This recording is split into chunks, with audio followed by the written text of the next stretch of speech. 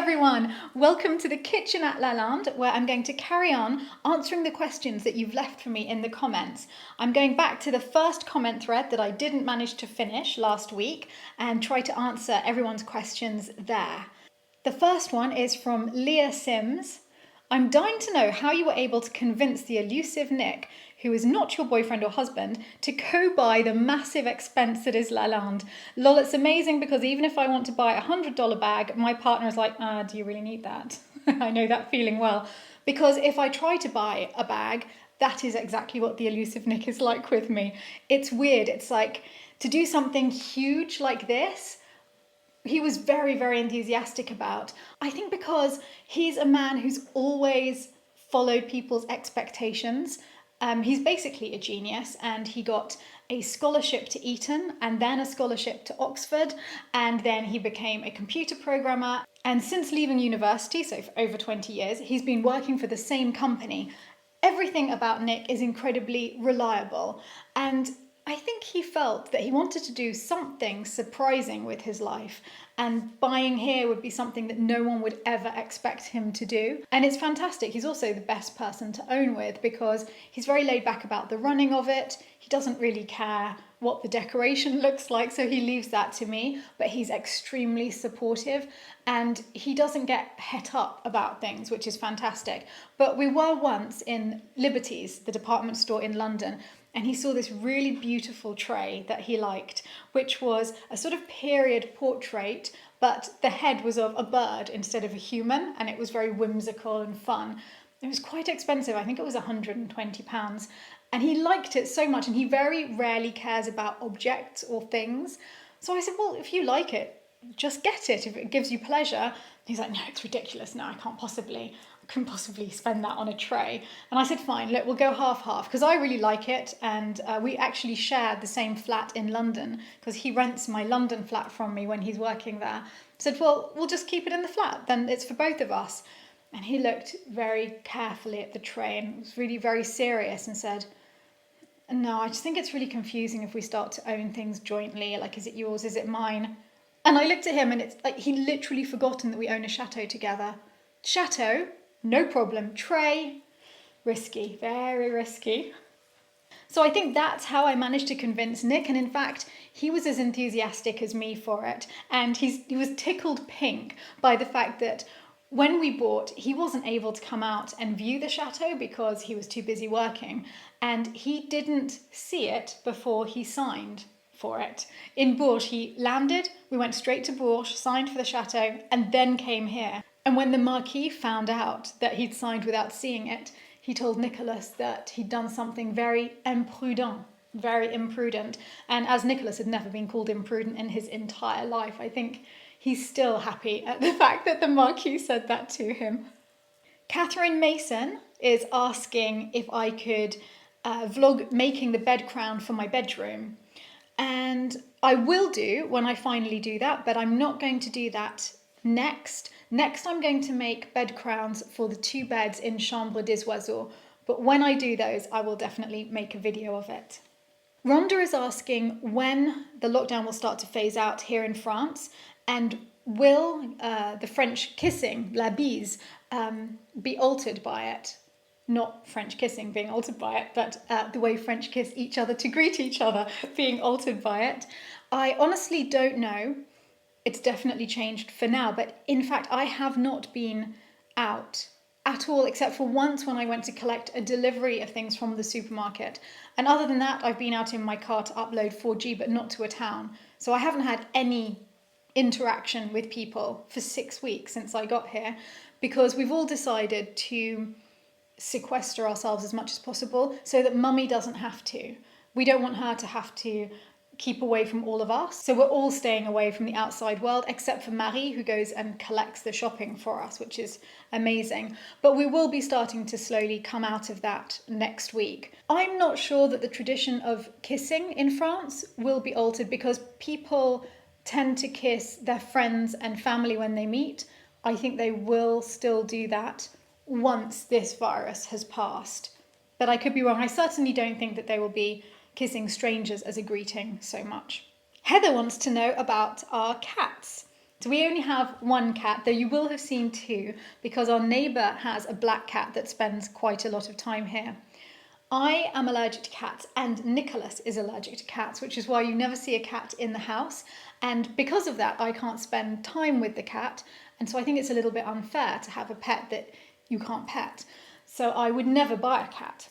But our guardians, the first guardians that we ever had, they left and abandoned their cat. And so we had their cat living outside for a long time. And then our second guardians came, that cat died, and they said, we miss having a cat around.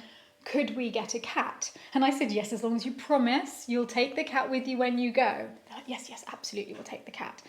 So they got this cat, and then they left, and in between getting the cat and leaving, they discovered that one of them was allergic to cats, and they were moving to a very small house afterwards. So they explained that they couldn't take the cat. So I ended up with a second cat that I hadn't wanted because I can't look after it properly. But it was already a semi-wild cat, in fact. They got it from somebody else and it was born sort of wild on their property. So it's not really into cuddles anyway, though it is super, super fond of Marie and of my mother. So I'm much happier when they're in the house because then I feel that the cat's getting proper attention. And the cat is called Ruby and is very good-natured. But keeps itself to itself. It's an independent sort of cat. Anne is saying, could Selma do a big project in the garden like a tree fort with Antoine to keep him occupied during lockdown? But in fact, Antoine is already spending a lot of his spare time with Selma and he helps him with Selma's projects. Well, he helps. Which is great because he's learning a lot about maintaining things and DIY. Yesterday, I walked into the maintenance room and I found Antoine sanding down all of the chairs for the summer, and Selma was about to paint them with oil so that they can come out for the summer. So Selma's putting him to work and Antoine's enjoying it a lot. Mark is asking if anyone's ever used a metal detector around the chateau grounds. I think someone did once, but I wasn't with them. They said they didn't find anything. I would really, really like to do that. But you need a license to have a metal detector in France. I don't know what you need to do to get the license. But if anyone has a metal detector, then it would be really, really fun to do that. Kathy is asking, how on earth are you able to keep the inside of Lalande clean? Do you use a vacuum cleaner, feather duster? Who does the cleaning? Well, that is a big question. I am not very good at doing the cleaning. I'm allergic to dust, so I'm not supposed to do it. That's my excuse and I'm sticking to it. But obviously at the moment I'm having to do some cleaning. And the problem is that our cleaner, we have one cleaner, she's called Mary Poppins. She's actually called Marie Poupin, and she is amazing. And she comes twice a week. She has a rota in her head of which rooms she's done. So for the reception room, she works round them in her own rota, which I know nothing about. She also does the windows in winter. She has a rota and she just goes around doing each of the windows. Projects like that in winter that we don't get around to doing so much in summer, because in summer, obviously there's a lot more people coming and going. In summer, the volunteers help as well with the cleaning, especially for the bed and breakfast. But generally, whenever anybody has used a bedroom, we immediately clean it, wash the bedding and make the beds, and put the clean towels in, ready for the next person. And then even if the next person doesn't arrive for a couple of weeks, we know that at the last minute, all we need to do is dust and hoover and everything is ready. So we try and live in a way that all of the rooms are constantly ready for guests. And I find that that makes it much easier to keep the house clean. We do have feather dusters and we do use feather dusters as well. A lot of beeswax, because beeswax smells so good in the house and it just somehow smells right in a chateau. And we have a lot of wood here, obviously, so that's fantastic. But that's reminding me, I have that job to do. Now during lockdown is the perfect time to just go round and re-wax all of the floors of the bedrooms. And then I bought a very old-fashioned polishing machine for the old wooden floors on eBay, and it works perfectly. So we go around with a liquid beeswax on our hands and knees. This I do myself. And then take the polishing machine around, and it makes a huge difference. So perhaps I'll do that next week, Kathy. You've given me a good idea there. A few people have been asking whether we speak English or French at home, especially now that Nick's family, who are partly French, have joined us. Well, Nick is English, I'm half English, half French. Selma's Dutch. Mummy, Marie and Antoine are French. In fact, we speak English. We speak English almost all of the time in the house. Occasionally, if my mother's been having a conversation in French with somebody on the phone, she'll carry on speaking French to me. It's not as though there's any kind of rule as to which language we speak. But my mother only spoke French to me when I was growing up until the age of maybe 10 or so, when I could speak French. So she switched to English because she and my father spoke English. My father didn't speak French, except weirdly, he once fractured his skull. It was horrific. I was with him in Andorra and he was standing chatting to me. It was a very strange moment. We were looking at a porcelain doll because I was trying to work out what I could buy as souvenirs for my friends back at home, and with what pocket money I had, which dolls, little dolls I could get for them. And he said, "That doll's about to start talking." So of course you rationalize these things when, it's your parent who is completely sane. It says something like this. And I was saying, "No, it hasn't got a little string. Some dolls have a string and you pull it and it speaks." And he said, "It's about to start talking." And I was like, "No, look, Daddy, there's no string." And then he just fell over backwards and his legs didn't buckle. Something very strange happened, just straight back, fractured his skull onto the tiled floor, and was saved by my uncle, who was chief of police in France, managing to get the police helicopter out to rescue him and take him to a French hospital. And he was in a coma at first. And then when he came out of the coma, I was about 12 at the time. When he came out of the coma, he spoke fluent French to everybody. Absolutely all of the doctors, nurses, fluent French. And eventually, our insurance sent a private hospital plane to collect him in France once he was stable and take him back to England. And that's the point at which his memories returned. He could remember being in the plane and hearing those English doctors and nurses talking around him. He couldn't remember for the rest of his life anything that happened before that, and he couldn't speak French anymore. It was really mysterious, but it does show that we are capable of so many things we don't know we can do. They're all in there and we can't unlock it. So anyway, other than that 1 month when my father was in a French hospital, he did not speak French. I'm sorry, that was a really long-winded answer to the question that we speak English at home. Also, we have workaways coming from all over the world, so we usually find that English is the most common language for people in the house. This is a lovely question from David and Summer Lalande, who are genuinely called Lalande, and they're asking, what do I know about the Lalande name? Well, actually, not very much yet, David and Summer. I've just started to look into it. I do know that the name Lalande means moorland in French, so it always makes me think of Wuthering Heights or something romantic like that. But we are in an area that is not moorland, so the name came from somewhere else. I looked it up and found that apparently the original Lords of Lalande are from the Poitiers region, which is not far. Poitiers is a couple of hours drive from here, and they must have had a lot of chateaux throughout France eventually, because the Lalande name is widely spaced around French chateaux. I think there are at least 6 French chateaux. We knew of one other Lalande because they happen to be a hotel, so people hilariously go to the wrong one. And somebody else told me that they were driving here from Switzerland, I think, and went to the wrong Lalande, which wasn't this other hotel at all. Apparently it was a ruin that had burnt down and didn't even have a roof. So they panicked a little bit, but found us several hours later eventually. So this chateau gets its name from the Lalande family. I also want to look into this, and I couldn't find anything online about it, but there was a pirate Lalande, because once I was in the Rijksmuseum in Amsterdam and I saw some sort of medal or trophy which was somebody who had managed to defeat the great French pirate Lalande. A Dutchman had managed to defeat him, something like that. But I wasn't paying enough attention at the time, so I have to go back to the Rijksmuseum and look into that. I think there is still a lot to discover about the name Lalande, and I will carry on trying to do so. Steve Arnold is asking a great question: if there's any record of a battle, attack or skirmish which took place at Lalande. I don't think so, but there is not a lot in terms of historical records left. I think I need to go to Paris and start looking in the archives. What I do know is that this area was heavily affected in the Hundred Years' War. And Lalande wasn't built that long after that. Architects think it dates from the end of the 15th century. It's a best guess. It looks about 1490s-ish in terms of architecture. But the area that we live near, our local town where we go to the supermarket, is called Aigurande, and it's on the border between the centre of France and then the Limousin region of France. And apparently, Aigurande was on the borderline between French-controlled France and English-controlled France. I think England were on the other side towards the south, and the French were in this area, and they were fighting along that borderline.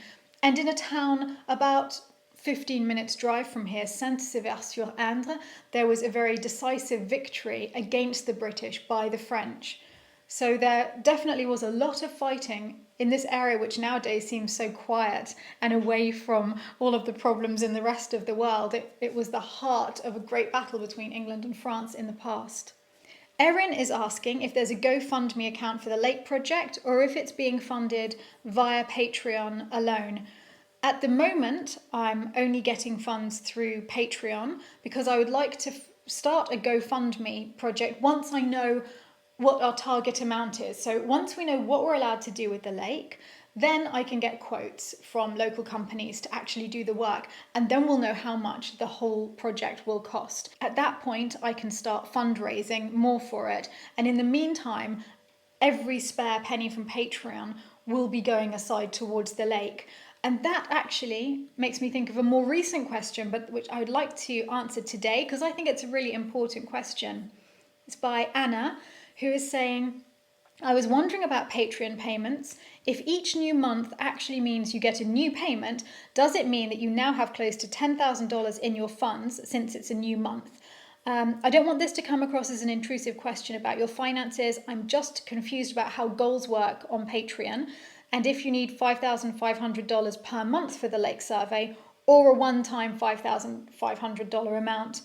I think this is a really important question. And if I'm honest, when I was making the goals, when I first set up the Patreon account, I also didn't understand how they worked. So when I said $2,500 for the stained glass window, I meant that as the total amount that I needed to do the stained glass window. And then I realized that it meant $2,500 a month. And in fact, it only took 2 months until we hit that amount. And for example, I said 30,000 for paneling for the Grand Salon. And of course, that now comes across as 30,000 per month for paneling for the Grand Salon, whereas I never even envisaged a possibility of getting to 30,000 euros a month. So I wouldn't have put that in if I'd known that at the time. But in fact, the Patreon account has far exceeded all of our expectations in the house. I mean, far exceeded. It's been extraordinary. I think that the survey, the 5,500, which I meant as a one-time thing, was probably me being a bit optimistic. I think it will be close to 10,000 to actually do the survey. But all other money that is coming in on top of that, because as you say, these are monthly amounts coming in, will all be going into a fund for the lake, which is very, very exciting. And I am able to put all of the Patreon money towards that because the money that I'm getting from the adverts on my vlogs, which is less than I get from patrons, but nevertheless helps a lot, that's managing to cover the bills from us not having the business running. We are just about able to cover our monthly bills, and so we don't have to worry. We're okay each month, and all of the Patreon money can go towards doing actual proper restoration at the chateau. So thank you for that. And yes, to answer your question, those amounts were supposed to be one-off amounts, and in fact that money is coming in every month, so I'm able to do more than I thought I was going to be able to do, and I'm going to be putting money aside for the lake. Zara is asking questions about what to look for when buying a chateau. And this is a vlog I'm going to make with Michael Petherick. We've been talking about this recently. These are really great questions that you're asking. So we're going to make an entire vlog for anyone who's interested in buying a chateau, saying what we think the points to look for are and exactly how it works administratively and in terms of tax in France as well. I think they're important questions. So as it's such a long one to answer, we'll make it into a separate vlog as soon as I can get to Michael. Soon, I hope. Sue Ellen is asking which is my nearest charity shop and which is my favourite charity shop? Well, the one that's nearest to me is part of the chain of my favourite charity shops in France. They're called Emmaüs. Emmaüs is a charity that was set up by a priest, I think back in the 1950s or so, I don't know exactly the date, and it was to look after the poor and the homeless and refugees by giving them a home and a job. So they live and work at the charity shop and they collect items that people don't need from their homes and sell them, and that funds their life. And it's a wonderful charity.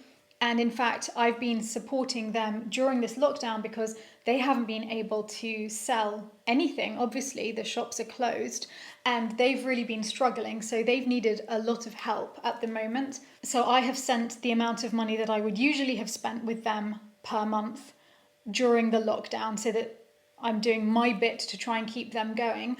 They're wonderful. You find all sorts of treasures, from vintage clothes to furniture, little bits of porcelain, lights, everything that you need to fill a home. And they have been so useful for me, at least for the first 13, 14 years of being at Lalande.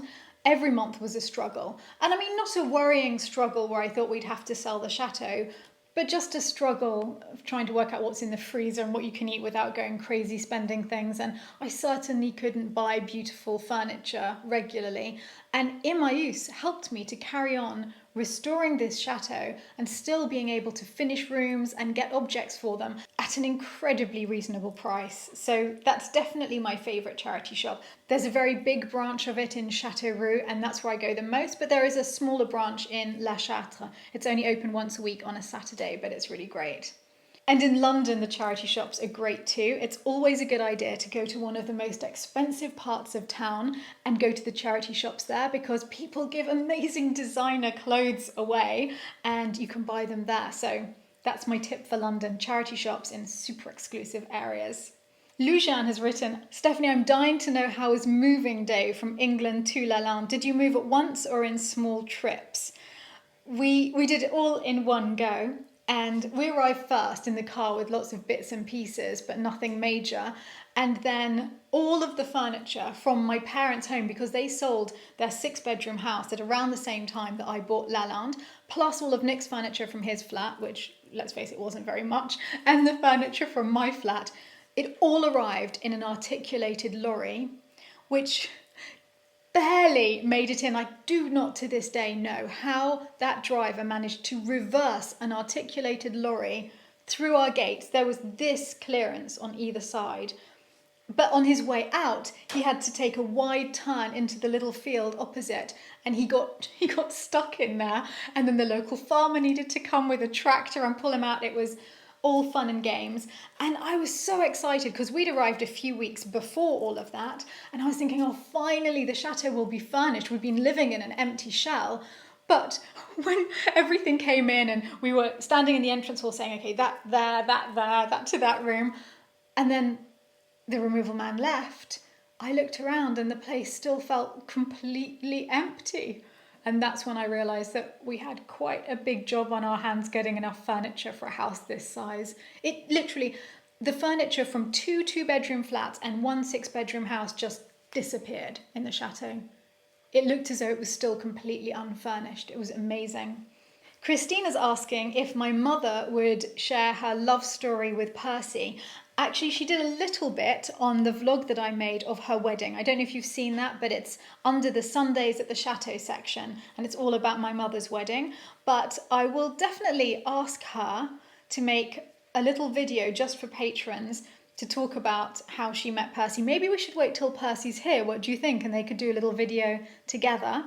But I will speak to her. I'm sure she'll be happy to make a video for you. Laura is asking if the chapel renovation includes both the window and the ceiling. Yes, it does, from 2 different sources. The patrons are paying for the window, and the money to restore the chapel itself I have put aside already because I was managing to set aside the income from the adverts on my vlogs. I can't do that anymore since the business wasn't able to start again with lockdown. I've had to use that to pay our bills, but I'd already set it aside. So luckily I have the money for the restoration of the interior of the chapel as well.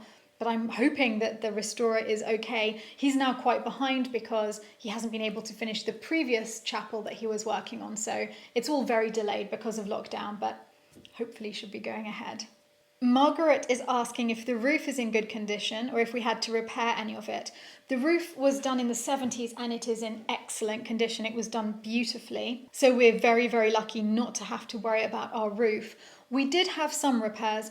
The first thing we had to do was the chapel, which completely needed re-roofing. It's the first thing we ever did at the chateau. So the chapel now has a new roof, and some of the outbuildings had big leaks in their roof, and we repaired those about 5 years ago.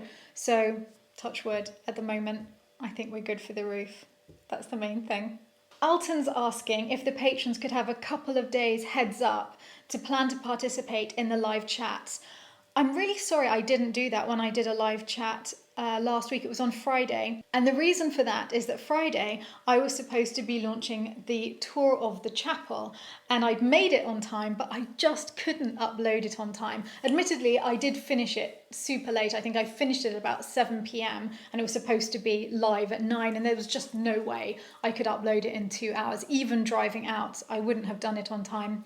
So as a sheer panic, I decided to do a live with my mother on YouTube. It was a bit of a test because I told everybody that there would be a video at 9 p.m. and I didn't want to let people down. So it was a last minute decision. I had no idea that I was going to be doing it until about an hour before or so.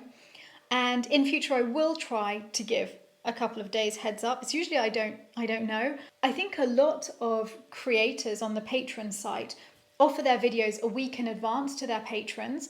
And that's the reason that I don't do that, because my videos are usually finished and uploaded just a few hours before they go live. So I like that because it means you're really seeing real life as soon as it's happened. We're starting to make videos about it, which is a lovely way for me to work. I'm not very good at working in advance a long way. I tend to like working on things that have just happened and then showing them to you as they happen. So I'm sorry, that's why I don't give you that much advance warning of things. But I am thinking that I would like to do a live chat, maybe just a short one once a week, something like that. We could possibly try that this Sunday. Would any of you like to see a live chat on YouTube this Sunday? Because let me know, that's something that I could do. I'm sure Mummy would be happy to join in again. Catherine is asking, what has been the most difficult part of the chateau to renovate? I find that a very difficult question because there have been challenges all over the place, really. The chapel's probably the most difficult because it's where we could do the most damage. If we do it badly, it would be catastrophic. And that's why I've held off for so long on the chapel. In the house, I think the hardest room for me is the Grand Salon. And I don't think that I've got quite the right flow in that room yet. But I think that's because at the back of my mind, I know that ultimately I would like it to have beautiful paneling, as I've talked to you about before, and that will pull everything together. And when I know what style the paneling that we can find is, then I'll know how the whole room should look. So there are still areas like that I'm still working on. But in terms of the entire chateau, the most difficult thing by a long way is the chapel. Well, I think that's all I've got time for today, and I've barely made an indent into the second lot of comments. But carry on writing your questions in the comments and I will just keep answering where I left off this week, next week. And I will also ask Mummy if she would make a little bit of a video about Percy, or if you think it would be better to wait for Percy to get here, let me know that too. I hope you're all super well wherever you are and that your lockdowns will be starting to ease soon. I know it is here, but I'm almost a bit scared to just go out immediately and start living as before because I want to protect Mummy still as much as possible. So we'll be taking it easy and going out bit by bit, I think. Thank you again for all of your support. It's hard for me to put into words what a difference it's made here.